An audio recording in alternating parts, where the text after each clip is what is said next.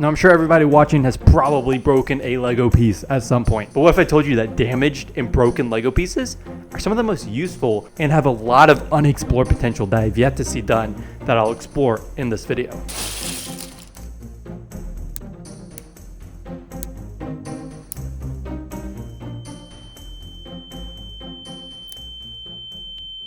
Yeah, this has happened way too many times to count.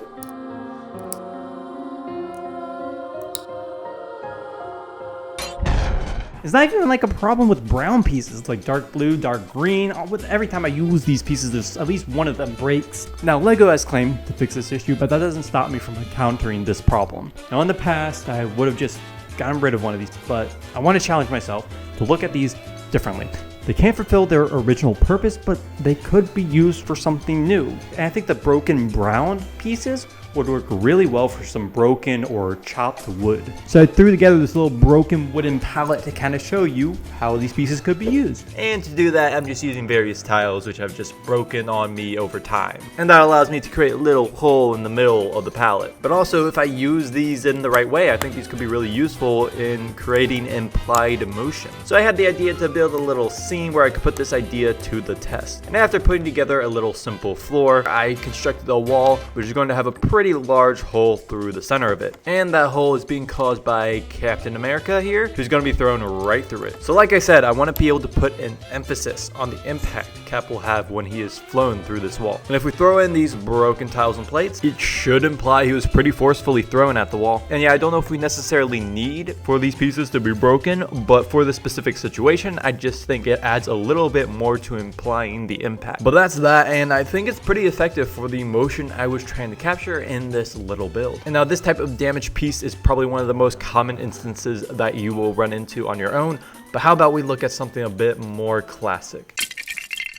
The classic spaceman, a absolutely iconic part of Lego's early history. But it also had a bit of a design flaw where the bottom portion of the helmet would break apart quite easily. This issue became so widespread that even Benny from the Lego movie was suffering from this issue. Look at that, his little chin strap is broken. So I just so happened to have two of these broken helmets, like even more broken than Benny's, like they are completely just gone. So I spent a little bit of time playing around with them, thinking how could these pieces be used where the original one cannot. And that's when I discovered that the helmet lines up very well with the top of this cone. I mean, yeah, it fits pretty much perfectly. I don't think that there are many pieces that are able to do that. Of course, you can just do this with the normal space helmet. You don't have to have a broken one to do this. So I continued to build, and I wanted to build a little bit of a sci-fi crate, sort of inspired by this concept art right here. We can build up a bit more of a base for this crate with a rounded brick and plate. And I'm just going to slap on one of these curved slopes, which you wouldn't normally be able to do without one of these broken helmets. And this detail just helps to give a little bit more uniqueness to the small little build. And one final touch is that I just threw on a pair of goggles onto the helmet for a little extra detail once again. And yeah, no, I think this is a really cool use for this piece, but I think I got one more idea. I think the broken helmet works really well for just kind of creating a like zombie spaceman. I think that's like a really cool look for it. And actually, I think that would be a really cool concept for a build. I would love to see somebody try to tackle doing like some sort of zombie apocalypse with classic space. I think that would be really cool.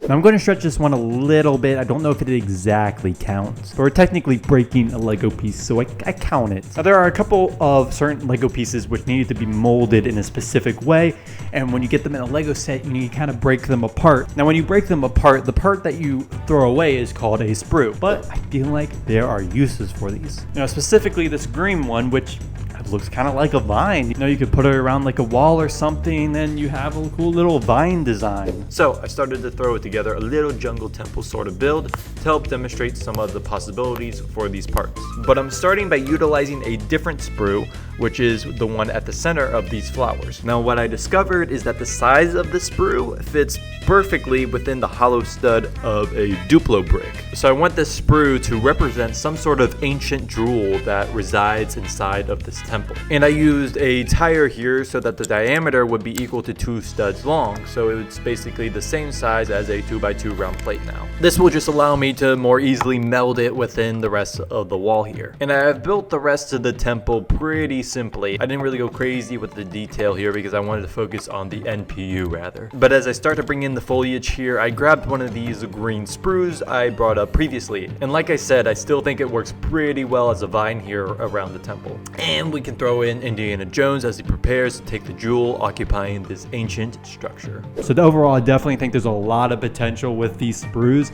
I'm definitely going to be experimenting with a lot of them myself. Now this last technique is what started me down this rabbit hole in the first place. And that's making use of sun damaged and dirty Lego pieces. Now I'm pretty lucky that past me didn't get rid of a lot of these sun damaged pieces because I think they can be pretty useful. Now my basic idea was to use these colors to create more natural gradients. Just looking at this example alone, I feel like you can see a lot of potential with getting like really gradual transitions from one color to another. Now I don't know if anybody else can relate to this, but I personally find creating gradients in Lego being pretty difficult. But you also run into the issue that Lego's colors are pretty limited and basic for the most part. They've definitely created a lot more in recent years, but still a lot of the more obscure colors are pretty rare and can be pretty expensive as well. Like look, there are a lot of blues, but a lot of them are pretty rare, so that limiting your options for creating cool gradients using the color blue. So like creating a gradient between white and tan, you can't really do anything with just the basic colors. I mean, maybe you could put nougat in between those two, but apart from that, I don't really see anything that you could do. Now you can also kind of do this with blue using sun damaged blue bricks, but I don't really have many, so I wasn't able to do really much with that. But now I want to take a lot of these techniques and just use them in a mock together. And while I was filming this video, it was the 20th anniversary of Halo 2, so I decided to do a little build based off of Halo. So this is based off of the second level of Halo 2, and I made sure to include various instances of broken or damaged parts throughout the build here. So first off, looking at this guy who is called a hunter, I am making use of a bionicle foot for the back of his shield here. But as you can clearly see, there is a massive hole in this piece. I received this in one of my bricklink orders, which was very annoying at the time, but I was thinking it's the perfect opportunity to show some battle damage on the shield. So I used it to represent that the shield was being shot through by one of the Marines. I also threw in this pallet from earlier to show the impact of how this jackal is being thrown to the ground. And of course I included the little sci-fi crate we designed earlier in the video, but the main thing that I want to try out was the gradient idea that I had. Unfortunately, I did not have quite as many sun damaged pieces as I had hoped, but I do think that this area specifically turned out pretty much how I imagined it would. With these columns, you can kind of see what I was talking about,